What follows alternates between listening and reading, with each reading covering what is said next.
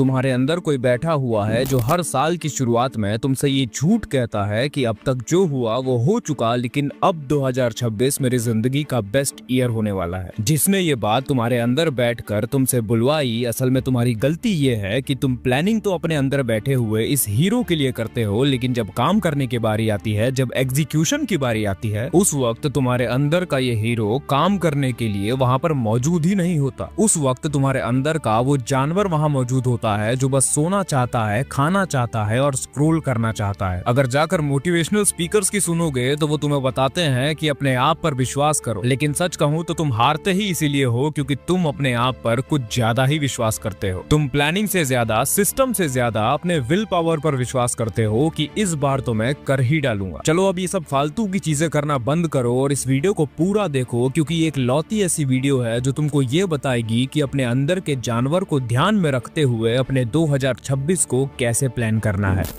अब 2026 को जीतने का खेल शुरू करने से पहले हम कुछ नॉन नेगोशिएबल्स बनाएंगे। हम कुछ ऐसे रूल्स बनाएंगे जिसको अगर मौत भी आ रही होगी तब भी हम नहीं तोड़ेंगे। रूल नंबर 1, अगर आगे चलकर तुम्हें ये दिखाई दे कि कहीं कुछ कमी रह जा रही है या तुम परफॉर्म नहीं कर पा रहे, तो उस वक्त तुम अपने आप को अपने पास्ट से जज नहीं करोगे। ये नहीं कहोगे कि मेरे साथ हमेशा यही होता है या फिर मैं तो हूँ ही ऐसा। अपने आप को सर्टिफिकेट देने की जरूरत नहीं है कि तुम क्या हो। तुम ये मानकर चलोगे कि तुम नहीं जानते तुम क्या हो, और इसीलिए तुम इस चैलेंज को लेकर अपने आप को अपनी लिमिट्स तक पुश कर रहे हो, खुद ये जानने के लिए, फिगर आउट करने के लिए कि तुम कितने काबिल हो, तुम्हारी पोटेंशियल क्या है। रूल नंबर 2, जैसे ही तुम्हारे रूटीन में कुछ गड़बड़ आती है, तुम किसी भी वजह से फेल होते हो, तुम कल या मंडे का इंतजार नहीं करोगे कि मैं मंडे से फिर से स्टार्ट करूंगा। जैसे ही तुम हारो, तुम तुरंत रिपेयर मोड पर जाओगे, सॉल्यूशन ढूंढना शुरू करोगे। अगर दिन भर बिजी थे तो रात भर पढ़ोगे, कुछ गलत खा लिया तो एक्स्ट्रा वॉक करोगे। दया तुम पर सिर्फ तब की जाएगी जब तुम अपने आप से ये पूछो कि अगर कोई इंसान मेरे सर पर बंदूक रखकर ये काम करवाएगा तो तब क्या मैं ये काम कर पाऊंगा? अगर जवाब आएगा हाँ, तो कोई दया नहीं की जाएगी। रूल नंबर 3, सारा प्लान बन चुका है, सब कुछ डिसाइड हो चुका है, अब एग्जीक्यूशन की बारी है। इस टाइम पर कोई प्लानिंग नहीं होगी। प्लान में अगर कोई चेंज भी आएगा तो एक हफ्ते उस प्लान को फॉलो करने के बाद आएगा। उससे पहले अगर काम के समय पर फिर से प्लानिंग करने लग गए, 25 तरह के अलग अलग प्लान्स बनाने लग गए, तो ये आलस है, काम से बचने का एक बहुत ही पुराना तरीका है। रूल नंबर 4, जो भी प्लानिंग तुम करने वाले हो तुम उसमें हमेशा मॉर्निंग को प्रायोरिटी दोगे, क्योंकि सुबह होते ही तुम्हारा दिमाग तुमको 2 स्विचेस देता है, एक डोपामिन स्विच और एक हार्डवर्क स्विच। और सुबह उठ के तुम जो काम सबसे पहले करते हो वो काफी हद तक ये डिसाइड कर देता है कि तुम्हारा पूरा दिन कैसा जाने वाला है। इसीलिए पढ़ाई, जिम या रीडिंग का टाइम सुबह रख के अपनी मॉर्निंग्स को प्रोटेक्ट करो। तो ये थे वो 4 रूल्स जिसको हमें किसी भी हालत में फॉलो करना है, और अगर हमने ऐसा नहीं किया तो हम शायद ही साल भर सरवाइव कर पाएंगे। तो अब हम ये जानते हैं कि हमको कैसे अपने 2026 को प्लान करना है। पॉइंट नंबर 1, दोस्तों ये इस दुनिया का रूल है कि सजावट कभी भी गंदगी के ऊपर नहीं होती। पहले सफाई की जाती है, उसके बाद सजावट होती है। लेकिन वहीं पर जब बात प्लान बनाने की आती है तो हम अंधे होकर सबसे बड़ी गलती ये करते हैं कि हम एक टूटी फूटी लाइफस्टाइल के ऊपर नए गोल्स का बोझ थोप देते हैं। जैसे कि गंदी नाली में साफ पानी डालकर ये सोचा जा रहा है कि अब नाली साफ हो गई है और अब बदबू नहीं आएगी। अगर तुम्हारे 2026 के प्लान में कुछ भी ऐड करने से पहले ये साफ साफ नहीं लिखा है कि तुम क्या क्या सब्ट्रैक्ट करने वाले हो, तो तुम्हारा प्लान नकली है और वो जल्द ही फेल होने वाला है। इसीलिए इससे पहले कि तुम नई नई चीजें ऐड करो अपने प्लान में, सबसे पहले काटो। सबसे पहले लिखो कि तुम क्या क्या करते हो दिन भर, एक लिस्ट बनाओ और फिर उसमें से क्या क्या नहीं करोगे उसको काटो। उन एप्स को काटो जो तुम्हारा टाइम चुराते हैं, उन लोगों को काटो जो तुम्हारी एनर्जी चूस लेते हैं, और उन आदतों को काटो जिनसे तुम इमोशनली अटैच्ड हो लेकिन लॉजिकली जानते हो कि वो किसी काम की नहीं है। ये सारी चीजें जो तुम हटाओगे, अगर इनको हटाने में तुम्हें थोड़ा दर्द हो रहा होगा तो ये एक अच्छा साइन है, क्योंकि ये सारी आदतें तुम्हारा वो दूसरा घर बनी हुई है जहां जाकर तुम अपनी जिंदगी को बर्बाद करते थे। तुम अपनी रियलिटी से भागते थे और नशा करते थे ताकि तुम उस दुख से बच जाओ जो एक गंदी जिंदगी से तुम्हें मिल रहा था। और अगर तुमने इन चीजों को अपनी जिंदगी से डिलीट नहीं किया तो 2026 भी बिल्कुल 2025 जैसा ही दिखेगा, बस तुम्हारे बहाने नए हो जाएंगे। पॉइंट नंबर 2, दोस्तों हमारी एक बहुत ही बेकार आदत होती है कि या तो हम पूरे साल यही कर रहे होते हैं कि हम इतने मोटिवेटेड होते हैं कि हम काम के अलावा कुछ करते ही नहीं है, और अगर नहीं तो अपने आप को ऐसा बर्बाद करते हैं जैसा हमारे जिंदगी के प्रति कोई जिम्मेदारी ही नहीं है। तो इसका सॉल्यूशन ये है कि जो हम या तो काम करूंगा या तो बर्बाद होऊंगा वाले मोड से ऊपर उठ जाते हैं और अपनी जिंदगी को 4 फेजेस में बांट लेते हैं। ये फेजेस बताएंगे कि अलग अलग सिचुएशन में हमें कितना काम करना है और कैसे ऑपरेट करना है। ये फेजेस तुम्हारी लाइफ को ध्यान में रखते हुए बनाए गए हैं, जो ये इंश्योर करते हैं कि जिंदगी में कुछ भी चल रहा हो लेकिन काम नहीं रुकना चाहिए। फेज नंबर 1 है पुश फेज। इस फेज में तुम बीस्ट मोड में होते हो। ये वो टाइम है जब तुम्हारे अंदर मोटिवेशन हाई होता है और तुम्हें अभी कोई एक्सटर्नल डिस्ट्रैक्शन नहीं है जो तुम्हें रोके। जैसे कि अभी न्यू ईयर का टाइम, ठंड का टाइम, या फिर घर वालों की तरफ से अभी तुम्हें कोई दिक्कत नहीं आ रही है, कुछ फालतू के काम नहीं मिल रहे हैं और तुम्हारे रिलेशनशिप में कोई दिक्कत नहीं चल रही है, तुम्हारा माइंड एकदम क्लियर है। इस फेज में तुम नए प्रोजेक्ट स्टार्ट करोगे और अपने कंफर्ट जोन को तोड़ोगे। फेज नंबर 2 है ग्रोथ फेज। ये वो टाइम है जब इनिशियल एक्सपेरिमेंट खत्म हो चुके हैं, तुम्हें अपना काम समझ आ चुका है, तुम्हें डेली क्या करना है समझ आ चुका है, क्या चीज तुम्हें रिजल्ट देगी तुम ये भी जान चुके हो, और यहाँ तुम्हें मोटिवेशन नहीं डिसिप्लिन चाहिए होगा। यहाँ तुम्हारा गोल स्पीड बढ़ाना नहीं है, बस रोजाना इंप्रूवमेंट करना है, तुम्हें डेली एक बेहतर इंसान बनते जाना है। फेज नंबर 3 है मेंटेनेंस फेज। ये सबसे खतरनाक फेज है। ये वो जगह है जहाँ तुम जब एक लेवल पर पहुंच जाते हो, डेली एक ही काम करने लग जाते हो, तो सेल्फ डाउट आने लग जाता है। तुम ये सोचने लगते हो कि मैं इतनी मेहनत कर रहा हूँ, इसका कोई रिजल्ट होगा कि नहीं, मैं कब तक वहाँ पहुँचूंगा जहाँ पहुँचने के बारे में मैंने सोचा है। बेसिकली अभी तुमने काम तो शुरू कर दिया है, दर्द झेल के, हिम्मत दिखा के, लेकिन अभी तुम्हें काम से प्यार नहीं हुआ है। अभी तुम वहाँ नहीं पहुँचे हो जहाँ आदमी पहुँच के बोलता है कि काम में ही इतना मजा आने लगा है, रोज रोज सीखने में, आगे बढ़ने में ही इतना एडवेंचर आने लगा है कि रिजल्ट थोड़ा कम भी मिलेगा तो चलेगा, इसीलिए तुम्हें काम बोरिंग लगने लगता है। यहाँ पर तुम्हें बस अपनी पोजीशन को होल्ड करना है, कुछ नया स्टार्ट नहीं करना है, बस जो हासिल किया है उसे गिरने मत देना। इस फेज को तुम्हें अपना बेसलाइन बनाकर चलना है, ये मानकर चलना है, अपने आप से ये कहना है कि मैं इतना तो करता ही हूँ। लेकिन अगर फिर भी तुम्हारा ग्राफ नीचे आने लगा है तो यहाँ से शुरू होता है सर्वाइवल फेज। लाइफ में ऐसे दिन आएंगे जब तुम बीमार पड़ोगे, घर में प्रॉब्लम होगी या फिर मेंटली लो फील करोगे। उस वक्त तुम्हारे मन के अंदर ये चलेगा कि आज छोड़ देते हैं, कल करेंगे। इस फेज में तुम्हें इंटेंसिटी मेंटेन नहीं करनी है, यहाँ तुम्हारा गोल सिर्फ जिंदा रहना है। अगर तुम कुछ भी नहीं कर पा रहे हो तो तुमको मिनिमम एफर्ट्स तो लगाने ही पड़ेंगे। किसी भी काम में तुम बिल्कुल 0 स्कोर नहीं कर सकते। तुम्हें यहाँ इंटेंसिटी के साथ कंसिस्टेंसी नहीं चाहिए, तुम्हें डायरेक्शन के साथ कंसिस्टेंसी चाहिए। अगर 100 की स्पीड से नहीं भाग सकते तो रेंग कर आगे बढ़ो, लेकिन तुम्हारा स्कोर कभी भी 0 नहीं होना चाहिए। और जैसे ही तुम्हारा दिमाग ठीक होने लग जाए, तुम्हें ये लगने लग जाए कि कुछ मिले चाहे ना मिले, कम से कम मैं अपने आप पर प्राउड महसूस करता हूँ जब मैं मेहनत करता हूँ, तो फिर यहाँ से फिर से तुम्हारा पुश फेज शुरू हो जाएगा। अब एक नया इंसान फिर से अपने काम के साथ बैलेंस बनाएगा, एक्सपेरिमेंट करेगा और अब एक बेहतर व्यक्ति बनकर काम करेगा। पॉइंट नंबर 3, जैसा कि मैंने वीडियो की शुरुआत में ही कहा था कि हम उस इंसान के लिए रूटीन बनाते हैं, प्लानिंग करते हैं जो सच में काम करने के लिए उस वक्त मौजूद ही नहीं होता। उस वक्त हमारे अंदर जो काम करने के लिए मौजूद होता है वो हमारे अंदर का वो हिस्सा होता है जिसको जब तक 2 लात ना मारो वो कोई काम ही नहीं करेगा। इसीलिए अपने अंदर के हीरो के लिए नहीं, अपने अंदर के जानवर के लिए प्लान बनाओ। अगर एक ही बार में पूरा लाइफस्टाइल चेंज करने के बारे में सुनकर तुम्हारे अंदर कोई रोने लगता है तो तुम्हारे लिए प्रोग्रेसिव ओवरलोड काम करेगा। यहाँ पर तुम एक ही दिन में सब कुछ नहीं बदलोगे, तुम हर 2 दिन में एक हैबिट रिमूव करोगे और एक नई हैबिट को ऐड करोगे। बिल्कुल वैसे ही अगर तुम एक ऐसे इंसान हो जिसका फूड के साथ रिलेशनशिप ठीक नहीं है तो तुम्हें अपनी डाइट से कैलोरीज कम करने से ज्यादा कार्डियो करने पर ज्यादा डिपेंडेंट होना पड़ेगा। बिल्कुल इसी तरह से अपने अंदर के जानवर के लिए प्लान बनाओ जो सच में काम करते टाइम दिक्कत देता है। अपने ईगो में आके अपने आप को परफेक्ट मैन मत समझो जो सब संभाल लेगा। अगर नहीं हो पाता तो एक्सेप्ट करो और सॉल्यूशन निकालो। मोटिवेशन के आधार पर प्लानिंग करना बेवकूफी है। अपने आप से ये सवाल पूछो, मैं उन दिनों में क्या करूंगा जब मुझे आलस आएगा,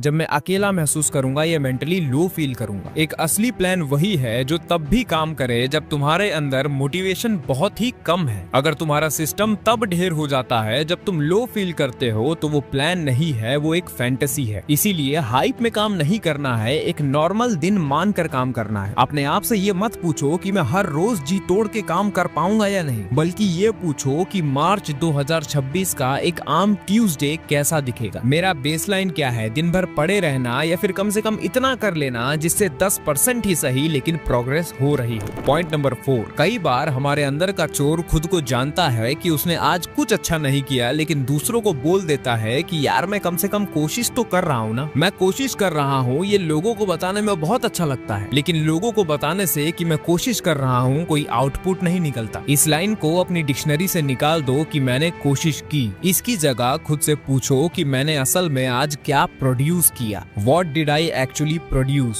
ये करने के बाद अपने आप को धोखा देना मुश्किल हो जाएगा और इसी को क्रूर ईमानदारी, ब्रूटल ऑनेस्टी कहते हैं। और यही वो चीज है जो मर्दों को बच्चों से अलग करती है। हम अपने आप को बेवकूफ बनाते हैं कि मैं बहुत बिजी था, लेकिन सचमुच में मैं बिजी था अपनी टेबल सजाने में। मैं बिजी था 10 प्रोडक्टिविटी कैसे बढ़ाएं वाली वीडियोस देखने में, जबकि ये पहले ही डिसाइड हो चुका है कि काम क्या करना है। इसीलिए अगर दिन के अंत में रिजल्ट 0 है तो तुम्हारी कोशिश का कोई मतलब नहीं है। ये नहीं देखना है कि मैंने कोशिश कितनी की, बल्कि ये देखना है कि आज की तारीख में मैंने प्रोड्यूस क्या किया, आज का रिजल्ट क्या है। तो अब मैं तुम्हें वो सारी इंपॉर्टेंट चीजें बता चुका हूँ जिसका इस्तेमाल करके तुम अपने 2026 को प्लान कर सकते हो। तो अब यहाँ से तुम इन सारी बातों को ध्यान में रखते हुए सबसे पहले ये लिखो कि इस साल के एंड में तुम अपने आप को कहाँ देखते हो। ध्यान रखना, ये सब नहीं लिखना है कि ये खरीद लूंगा वो खरीद लूंगा। तुम अभी जिस सिचुएशन में फंसे हो, जिन प्रॉब्लम्स में फंसे हो, उससे बाहर निकलने के बारे में लिखो। फाइनेंशियली तुम कहाँ होगे, नॉलेज के बेस पर तुम कहाँ होगे, बॉडी के लेवल पर तुम कहाँ होगे, और अब इन गोल्स तक पहुंचने के लिए तुम्हें क्या करना है उसका डेली प्लान चाहिए। इन बातों को ध्यान में रखते हुए जो मैंने तुम्हें इस वीडियो में बताई है। मैं तुम्हें अपना गोल बता देता हूँ। इस साल के एंड में मुझे 10 लाख रुपए अपने सेविंग्स अकाउंट में चाहिए। बॉडी के लेवल पर मुझे बिलो 15% बॉडी फैट पर आना है, और पढ़ाई के लेवल पर मुझे 50 फिलॉसफी, लाइफ और साइकोलॉजी की बुक्स पढ़नी है। और दिसंबर 2026 के एंड में मैं एक वीडियो बनाकर तुमको ये बता दूंगा कि मैं जीता या हारा। अपने अंदर के जानवर को ध्यान में रखते हुए प्लानिंग करो और एग्जीक्यूशन में उतरो। और अगर तुम्हें लगता है कि ये वीडियो तुम्हारे किसी दोस्त की मदद कर सकती है तो इस वीडियो को उस तक जरूर पहुंचा देना। और अगर तुम्हें ये वाली वीडियो अच्छी लगी है तो तुम्हें ये वाली वीडियो भी अच्छी लगेगी, जिसमें मैंने बताया है कि तुम अपने इमोशंस पर कैसे महारत हासिल कर सकते हो कि तुमको कुछ भी महसूस ही ना हो। यहाँ पर क्लिक करो और मिलते हैं उस वीडियो में।